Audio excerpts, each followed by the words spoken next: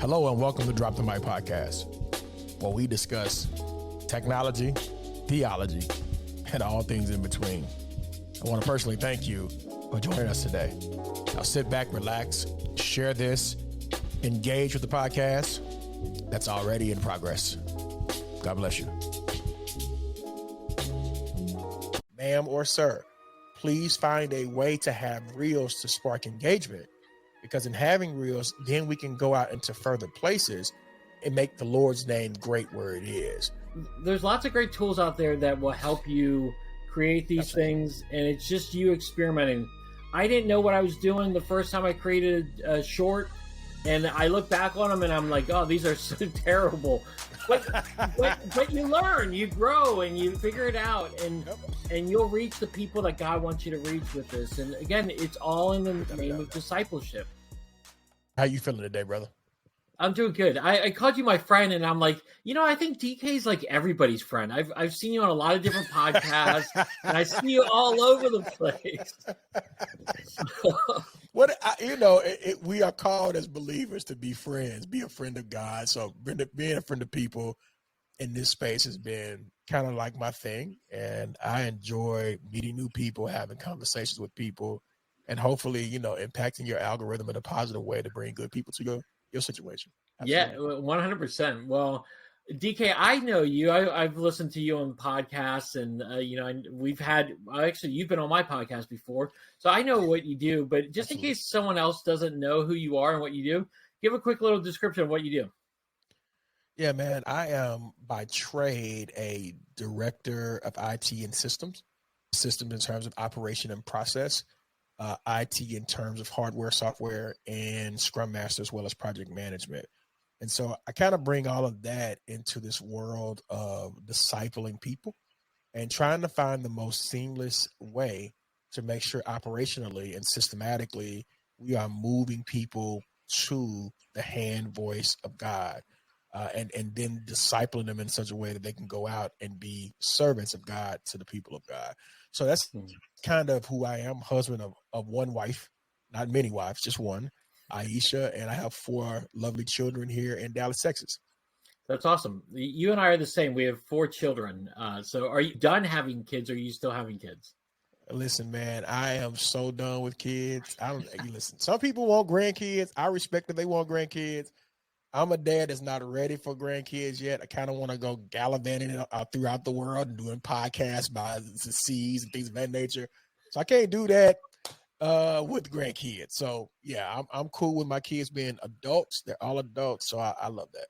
Yeah, that's awesome. Yeah, I think I'm more looking forward to being a grandfather than a father, because, again, the father, you're so hands in it, Whereas as a grandfather, I get to play and hang out with the kid and then pass them off back to my kids. Yeah, man. A lot of time. DK, thanks so much for being with me again for the podcast. Today we want to talk about digital discipleship. So we'll get into it a little bit quickly, but why are you a big proponent of digital discipleship? Yeah, man. So a little bit about my background. I come from a church. That's actually their name at the beginning. It's Disciple Central Community Church, or better known as DC3. And under Marcus King, I was able to learn the importance and tentacles of being a disciple of God. And so for me, taking what I've learned in the past from various pastors, especially Marcus King, I'm able to now say, how can we translate that into a digital space? And in translating that to a digital space, now I'm able to see how people getting saved, baptized, people being a part of the membership, people even serving in their local communities because they're a part of this digital community and fellowship. And so now I'm starting to see it morph in ways, and I know we're going to talk more about what I'm starting to see in terms of trends of other ways that we can do that. So that's kind of how I got into it. I also see it as I'm a person who can identify the gaps in churches, and that's a major gap because at one point in the early 90s, we had discipleship pastors. Mm-hmm. A lot of pastors have kind of gone away from the discipleship pastor model. And I would say that may not be the smartest thing to do. It is now that your discipleship pastor has morphed into this person needs to be technologically savvy because you're discipling people both in the digital and the physical. And so that's why I've gotten very involved in that, because I love to see people saved, lives changed, altered, and discipling them to grow from a babe in Christ into a mature disciple is the best thing in the whole world, man. Yeah. No, I agree completely with you. As we talked about probably ad nauseum at times, COVID pushed everyone into the digital space, whether they wanted to or not. And I felt like there was a lot of resistance early on that, hey, digital ministry or digital discipleship is not real discipleship. And I heard that over and over again, where I was like, that's not what we're experiencing at my church. We're seeing that digital people are growing in their faith because of what we're doing digitally and whatnot. And so it always kind of discourages me, truthfully, when I hear people say, hey, we don't really do digital discipleship. And I'm like, you're missing a huge opportunity to connect with people every single day with digital. When you're just doing in person, you got to arrange a meeting. You've got to organize.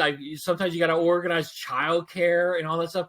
But there's so many different formats of you could do digital discipleship that I think it's really important for us to continue down the pathway to say, hey, let's evolve with this and let's continue to use digital tools. So what have been some areas that you have done digital discipleship? Give me just some general places or of how you use digital discipleship in your context. Yeah, man. You know what's funny? As you were saying that, I thought people want plan your visit, but they never want to prepare for planning for a disciple. And here's what I mean by that. Plan Your Visit is a digital platform that we are onboarding people into the assimilation or the adult ministry process. So where is that same intentionality behind discipling people? And so I think one of the things that I've seen used that you can disciple somebody is if you have a good texting program. And I'm going right off my head. I have no notes. But if you have a good texting program, it allows a person to interact with a real person, gauge where they are, get them set up, get them partnered, connected to, which is the next thing in the small group or a discipleship group, or however you want to call it, a smaller context that can provide accountability, love, community on that level. So the push for discipleship from adult ministry is into the small group. So texting allows us to do that, provide information, things of that nature. I think the next thing that I've seen is the creation or the reintroducing of us producing our own documentation to disciple people in church. At first, we went away from that. We were buying Think Orange, which I'm not against. I think they have great material. We're buying Lifeway material. We're buying other Bible study material. But now we're at a place where we can create our own material to disciple people within our church. So now we have material that has caught up to us. Now we have texting that is equally caught up to us. And now I think the last component that we're going to start to see, brother, is the learning management system be introduced into the local church. Now, I've worked and built learning management systems outside of church. And so what those systems are, it ultimately allows me to put the class, the information, the discipleship piece into this digital piece. And I'm able to monitor and adjust and disciple people in scale. And so now they get the same thing, the same experience every single time. So let's say somebody wants to be a member. Well, it's going to take you through the foundations of faith, if you will, or the basic criteria to become a member. And you can watch it on video and then have a follow-up class that gets you going, right? And you can do this both in the physical and the digital. And so now we have this process that impacts both and allow us to scale it in numbers. And so that's what I'm seeing being used. I'm seeing the churches become more intuitive, that we are putting out content and we should use that content. I'm seeing the explosion of the texting aspect, and I'm seeing the learning management system just really take off in certain churches. Okay, let's break down some of these as you were talking about. Let's talk about the texting. because I Yeah, hear, man. again, we use texting a lot. And one of the things that Yeah, I do with texting is I'll ask for, hey, how can I pray for you today? If they're already absolutely. part of a group, I'll ask how I can pray for you. And I'll be honest, we've gotten back such great responses, and people have said, wow, we appreciate you caring for us like this. So the prayer thing has been one. The other thing is we do a lot of Bible study reading plans, and where we'll text Yeah. out devotionals, scripture references, and encourage people to do that. How have you seen texting being used in that discipleship thing? Do you have anything other than those that I Man, just shared? I think what you just shared is super, super critical as it relates to that, because the basic core tenet of discipleship is doing like basic core tenet definition of discipleship, and that is doing life with one another. We can do Mm-hmm. that digitally, we can do that physically, but we're doing life with one another. And so, texting, when I say, how can I pray for you? That allows me to step into your world, not be intrusive, but step into your world and just simply say, I'm here to serve you. How can I add value to your life? And now this person has opened up a corridor of their lives to us, and they feel like you care. And this is how we do life with each other. Or maybe it's not prayer, but maybe it is, hey man, share a testimony. That is doing life with someone. And you can do that both physically and digitally. Back in the day, time when I grew up, we used to have testimony service. We set aside time for people to tell about the goodness of God. Now they use that in a text application, or they use that on a prayer board, or they Mm-hmm. use that in an email apparatus where they're sharing about the goodness of God. If we take that away, we fail sometimes, I feel, to overcome, because the Bible talks about we overcome by the blood of the Lamb and the word of our testimony. So the testimonies through texting help us. The prayers through texting help us. What is really happening here? There is an engagement, there is an exchange that is happening relationally that is allowing us to do life together. Mm-hmm. So I think that's why texting is so valuable, man. Yeah, I agree. I wasn't even the one who signed on for our we use Text in Church as the platform. Absolutely. I wasn't even the one who signed on initially, and I was like, what do we really use this thing for? But as I started experimenting with it, I really discovered that there are lots of things that you can do with it. And so if you're not using texting, because a lot of church management systems now come with texting, right? Yes, they do. It, So, and so I want to add this too, bro. yeah. With a lot of the church management systems, they do have texting. And what I think like Texting Church gives you is what I like to call automations. So let's say we can send how we can pray for people. We can send newsletters. These things can be automated to our advantage, where there's creating an engagement, even for members and non-members alike, to get involved, to become a part, to serve, to show up to class, to show up to prayer service, or whatever the case may be. This can all be done through automated processes through texting. And so that's the other most important piece to texting that we can use at a moment's notice, is the ability to automate. Yeah, you're right. I remember our last conversation. You're really high on automation and Oh, how no that question. it saves you a ton of time. Time, like for instance, there is an application through IG. I want to say it's Mini Chat or something like that. Yes. Okay, Mini Chat. And Mini Chat allows, if a person uses a keyword, I can send them information. So let's say you say, hey, how can I pray for you? And the person say, pray for me here. And now I can send them an email link or information to read, just to disciple them through automation. It didn't take me any money additional to do that. It just took me effort to understand, here's how I can continue this process. And if we're talking about interpretive journey or journey as a believer, sometimes you need both. You need both an automated hand, and you need a real human touch hand that allows the person to engage you at that next level. So both are absolutely needed in this space. Yeah, we started using ManyChat for our platform, and that has been really cool to help walk people through the process. And again, Yes. there are people smarter than me doing this. Even though I'm the online guy, it's good to have other people who really help you. So if you're listening to DK and I talk about this stuff, hey, you don't have to figure it out all by yourself. Get a team of people around you to really, because it is a church-wide process. Yes, it is. So Definitely a church-wide process. Get you a team, inbox one of us so we can just kind of talk through it. And maybe you need that to kind of help spearhead that. I think Glue also is another application that's out there to be used. That's a free texting app that you can use. I'm not sure about the automation. Maybe you have to go to the plus side of Glue, but you can definitely use that to have engagement, to evangelize, outreach, and manage people that way. yeah. Well, there's lots of things that we could kind of dig into texting, but I want to talk about the other thing that you mentioned, the learning management systems. Of course. What is that? I think I might know, but I'm not 100% sure. So talk us through that. Yeah, man. So many years ago, when in the tech space, one of the things that we created for our customer support agents was what's called a knowledge base.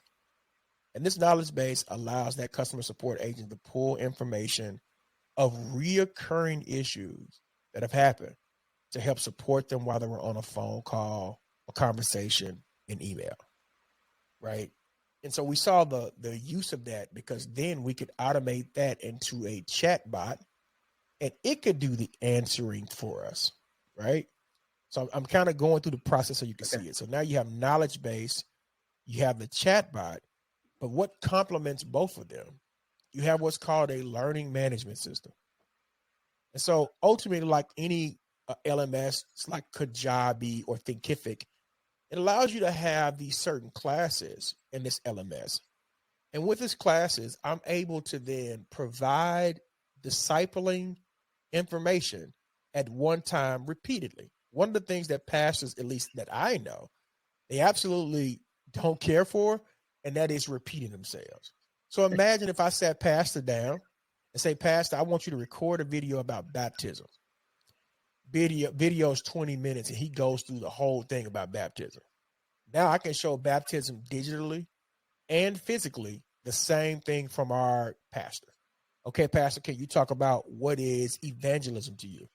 Now I can do that and have it in the same place so that if a person comes in a year behind, they can be caught up and be at the same level as a person that's been there 5 years. Mm-hmm. And we're providing this information in one place at one time that provides study guides, information, material for them to go deeper into the word. And they can learn all these different styles that meets them. I think it's going to be very game changing because I see churches kind of moving that direction because a lot of churches would like to have their own school or university. Well, guess what the LMS allows you to do? It allows you to be a school or university without having all the other stuff that comes with having a school or university. So that's what the LMS is. It is a housing place for all information to be disseminated at scale, whether it be 1 or 20.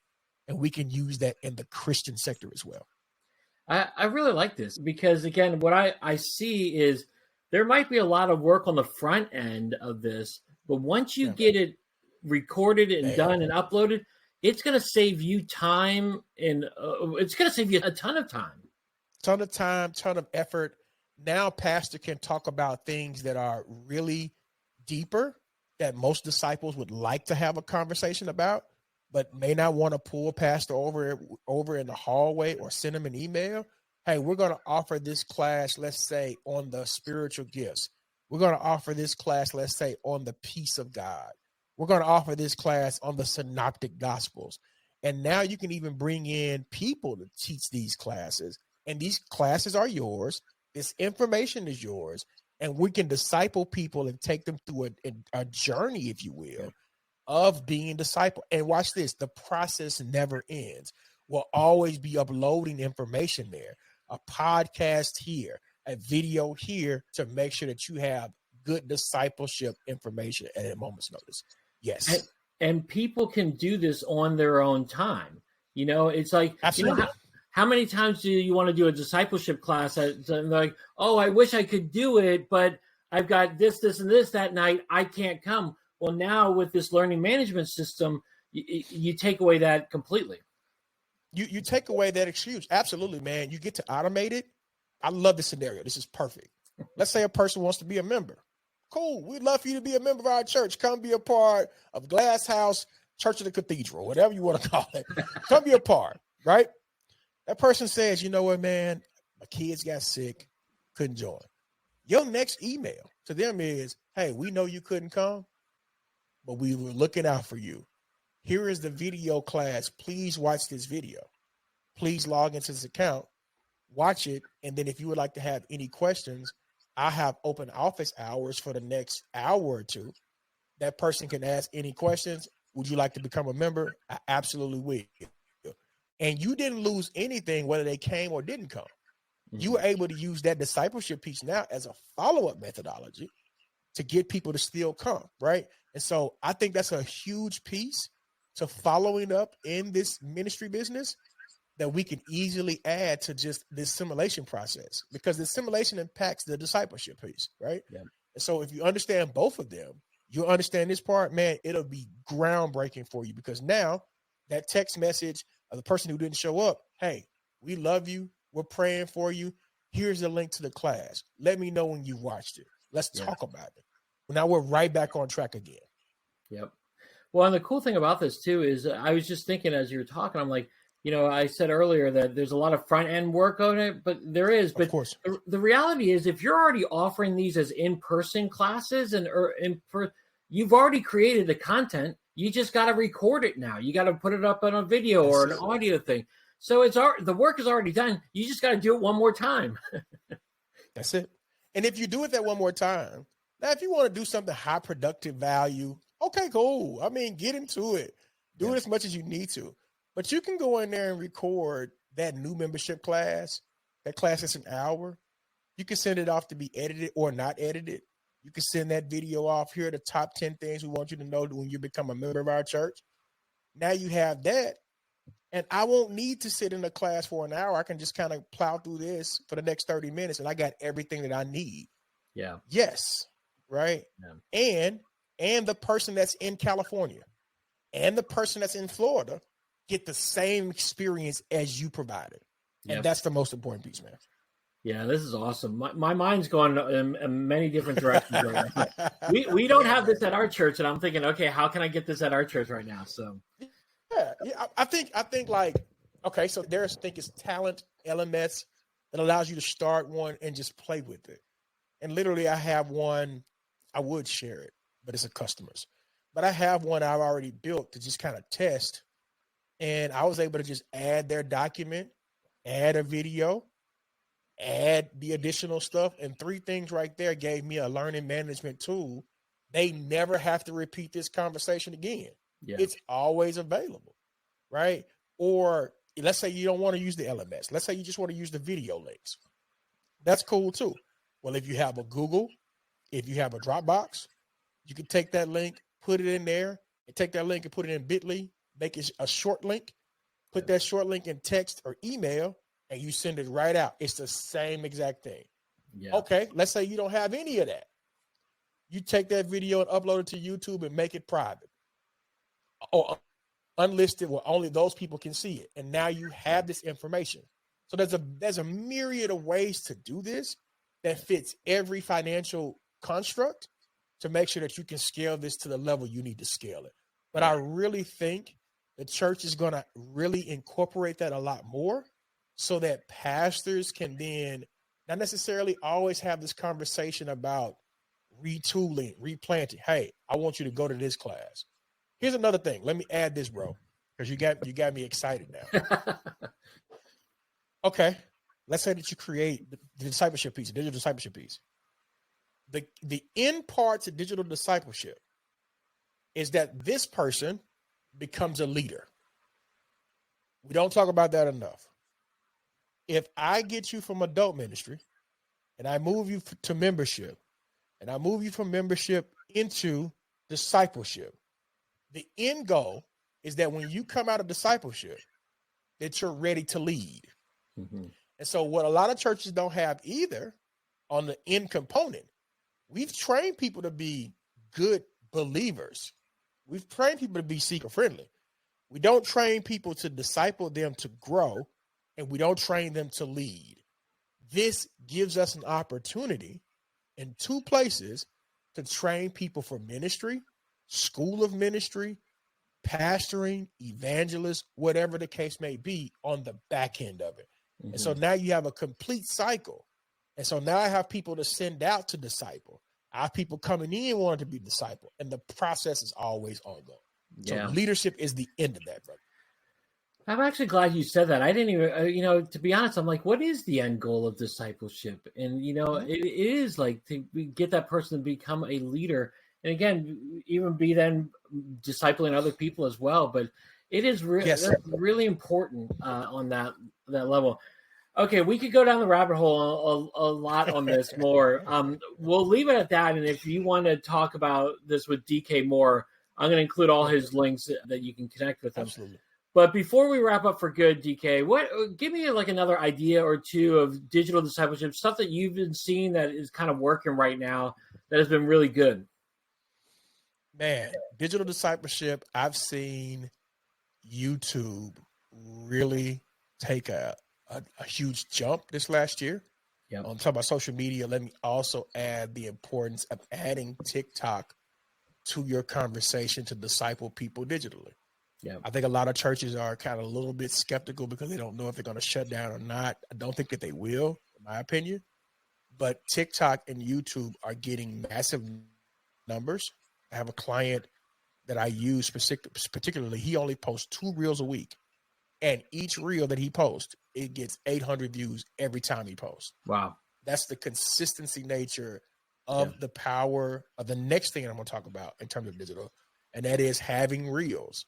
Ma'am or sir, please find a way to have reels to spark engagement, because in having reels, then we can go out into further places and make the Lord's name great where it is. Yeah. So if you add those couple of things, you'll start seeing these people come into your church, be introduced to it, and wanting to know what is your pipeline, if you will, to train and develop people to become better human beings and disciples. Mm-hmm. And so those 3 things is what I see critically that will change your ministry.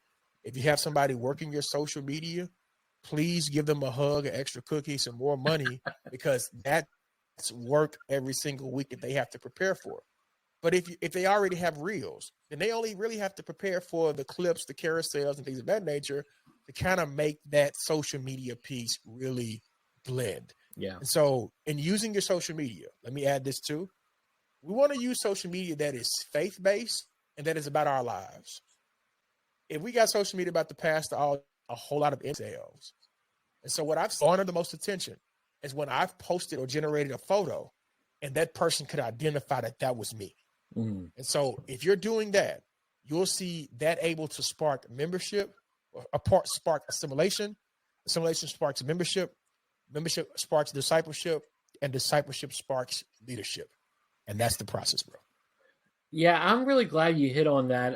We've invested in YouTube significantly since the start of COVID, and we've gotten even more into it, where we post daily devotional shorts. We just do shorts a lot. We'll do long form too.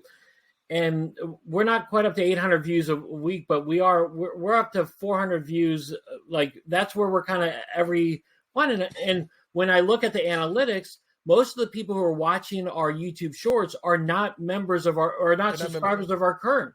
So we're reaching another generation for the big church. We're helping people for the kingdom. Now, again, hopefully they might, if they're ever looking for a church, they'll check out our church. But the point is that kind of like what you said, they're seeing on TikTok and Instagram and YouTube all sorts of stuff, entertainment stuff. Yeah. Why not put the message of Christ on it and give people hope, And so we've been really into YouTube a lot and TikTok and Reels as well, because kind of like you said, I mean, Instagram really wants to promote Reels. So if you're creating a Reel, they're gonna want to promote it and get it out to people. Absolutely, man. And I would say, I wish I had time, because I would tell people, especially this is for leaders, I would tell leaders to invest in the application called TechSoup if you have not invested in TechSoup. TechSoup is TechSoup. And the reason why I'm telling you that, this is a nugget of truth. TechSoup gives you discounts on emails and a plethora of, they used to give you free email accounts through Microsoft, but they stopped doing that. They charge like $1 for emails. And the other thing that TechSoup does that Google does direct, they used to just do it through TechSoup. And that is they give you, I think, the $10,000 to promote through Google Ads. It's something to that nature. Yeah. So when you're a nonprofit, you get that money through AdSense to use to promote your church. And Google is a part of YouTube, so you can easily probably petition people to kind of be pointed that way. So take that TechSoup, use that application. It has various discounts, whether it be Asana, Photoshop, the whole 9 yards, Dropbox even, to give you to discount your services that you have, so you can then take that money and then use it in other places like the YouTubes or Facebooks, so you can then promote even more.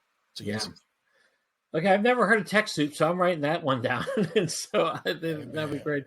I mean, there are there's lots of great tools out there that will help you create these things, and it's just you experimenting. I didn't know what I was doing the first time I created a short, and I look back on them and I'm like, oh, these are so terrible. But you learn, you grow, and you figure it out, and you'll reach the people that God wants you to reach with this. And again, it's all in the name of discipleship. And so I think it's really, really important. Well, DK, Absolutely. This has been awesome. As always, I always love talking to you, and you have so much great insight. If someone wanted to get in touch with you and connect with you outside of this, how would they do that? Please visit my website, dkconsults.org or dkhammonds.com. Either one leads you right to my website. Various social medias, I am DK Hammonds. Or if you want to see me and my friends come together and talk about this very same topic, usually, Social Media Church Podcast, you can definitely catch us there too. It's a great podcast. They have such great camaraderie together. Just hearing them talk about Twitter, Threads, TikTok, and all this stuff. Yeah. Their episodes are great. I love listening to them. So they're awesome. So thank you, brother. Thank you. Well, DK, as always, thanks so much for joining me today. I really appreciate it. Yes, sir. I appreciate you, brother.